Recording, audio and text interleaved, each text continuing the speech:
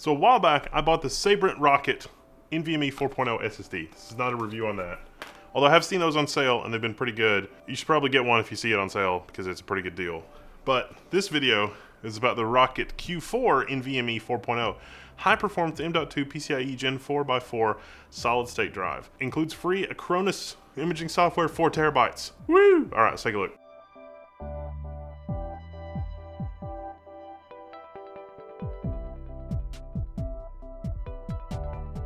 Four terabytes versus 4 terabytes. This is the Intel Data Center P4500 SSD. This SSD cost multiple thousands of dollars when it was first released, like $4,500 when it was released, $1,000 a terabyte. Now we're on the order of a little more than $100 a terabyte. Actually, a little less than $100 a terabyte if you go with slower interface speeds. PCI Express is all the rage these days, and pretty much every interface is going to PCI Express. Turns out PCI Express, if you wait long enough, is going to be the least expensive interface. I'm going to do a different video on that. But this is the Sabrent Rocket Q4 NVMe 4.0. Sabrent, they've been around. I mean, they know what's up. But they're doing some new stuff with their controller and flash management. You see, I've sort of done some videos lately kind of alluding to this, and I think I've said this in some of those videos, but managing flash memory for long-term storage is getting increasingly complex with the increased data density. You see, this drive holds 4 terabytes of information, but even though this drive also holds 4 terabytes of information, there's more than 4 times the number of cells on this drive versus this drive. This Intel drive holds less bits per flash memory cell, and it's got redundancy on top of that. So the software and the controller on these has to be increasingly intelligent. That means that this thing needs more processing horsepower right on board, because the more processing horsepower the CPU has to do, the more latency you're going to introduce, because it's got to do some juggling. It's not the best. 4 terabytes. What's the trade-off for the low cost? Well, it's the high data density. And Sabrent's doing some special things with their NVMe.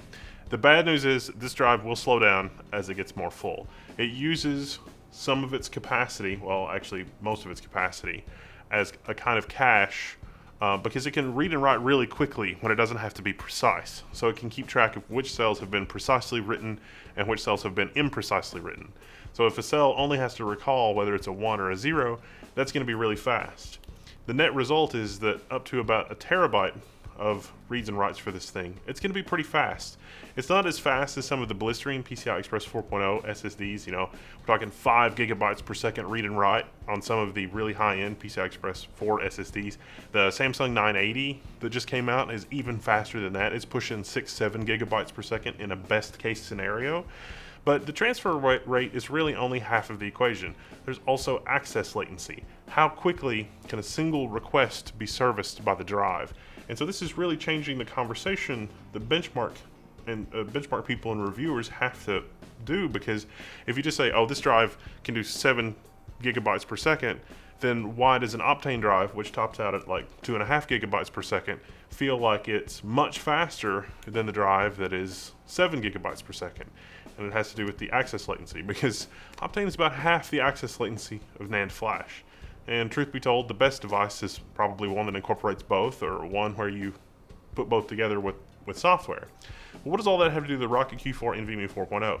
Well, it really comes down to what Sabrent has done to manage the drive as it gets full. And so fortunately for us, PC Mark has a built-in benchmark for testing this, because this is not anything that's really new in the flash industry. It was new when we went from single level cells to 2 level cells, and it was new-ish when we went from 2 level cells to 3 level cells, and that's when the benchmark sort of came out. We were just on the cusp of going to 5 bits per cell.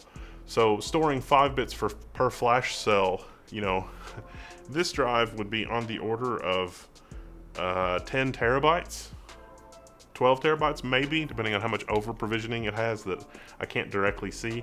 I know the P4600 would be on the order of 12 terabytes for sure, in a similar capacity, just because there's so many extra flash cells on those to handle wear out. So wear leveling and stuff like that is a thing that it has to deal with. And if it doesn't do it well, then the drive will wear out prematurely. So you got to do a lot of clever things in the flash and in the firmware.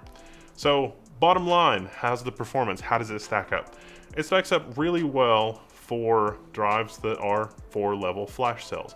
They manage the throughput, the maximum throughput. The crystal disk mark numbers are not bad. It's about 3.5 gigabytes per second in real world scenarios. Yes, you can get a little bit more out of it to take advantage of that PCI Express 4.0 interface, but you're not losing much if you use this on a PCI Express 3 motherboard with something like the Intel, 10850K or the 10900K, because about 3 gigabytes per second to 4 gigabytes per second is the range that you're working with in typical scenarios for read. Write is of course going to vary depending on how full the drive is. Now for the extended PC mark tests, where it'll basically fill up the drive, it also does some other kinds of tests that are called traces, where it'll trace what the system performance is in terms of booting the operating system, launching a game, that kind of thing. The Sabrent Rocket Q4 NVMe 4.0 is right middle of the pack. So it really comes down to price. You can rewrite this drive, the 4 terabytes, about 750 times according to the flash memory specification that is written on it. So it's about 4 terabytes times 750 for your total write endurance, which is, 3 petabytes, give or take, plus or minus. I couldn't find if Sabrent actually publishes an official specification. That's just from reverse engineering the flash cells, depending on how good the controller is. That number could move up a little bit, but it could also move down if it's a little buggy. The other thing that I'll call attention to is the Rocket NVMe 4.0 heatsink. Now Sabrent does one thing well, and they did that well with the previous generation drive. If you want a huge NVMe heatsink, they got you covered. But listen to this. Features designed for desktop computers. Do you suppose there's somebody out there with a laptop where they tried to shove this heatsink into a laptop? Is that a thing? Winning combination of copper and aluminum. All right. Compatible with single and double-sided M.2 2280 SSDs, easy to install. Comes with thermal tape screws and the Rocket NVMe heatsink. So you don't have to use this with a Sabrent Rocket, but you can. I think as long as your motherboard has some kind of integrated heat spreader, you don't need this. But if you got a less expensive motherboard, I think actually getting one of these is a good idea. NVMe is weird because you want the controller. Remember I said the controller has to do a lot of computational things because of the juggling. You want the controller to have a heatsink, but the flash memory itself you probably do not want to have a heatsink because flash memory works better if it's operating within a certain temperature range. You don't want the microprocessor dumping heat into the flash memory, which might happen if you have a really unfortunate design, but you do want the heat from the processor to be carried away because it will thermal throttle and you will lose performance if you are in a situation where the microcontroller is overheating. And certainly that was the case like the first gen PCI Express 4.0 SSDs with the FISON based microcontroller. Certainly we saw that. And that's why a lot of those drives also came with big honking heat sinks. But this one's got some heft to it. So there's what you get in the full package. The Rocket SSD heatsink, which, is substantial. You get 2 thermal pads, one for the upper part of the heatsink and one for the lower part of the heatsink. It is more or less a solid block of aluminum, except for 3 bent pieces of copper. Like I say, you really don't need to buy this unless your motherboard did not come with any kind of a heat spreader for your SSDs. And there you have it.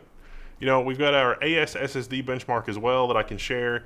PC Mark basically sums everything up for you. You can see how it compares to some higher end SSDs and some lower end SSDs.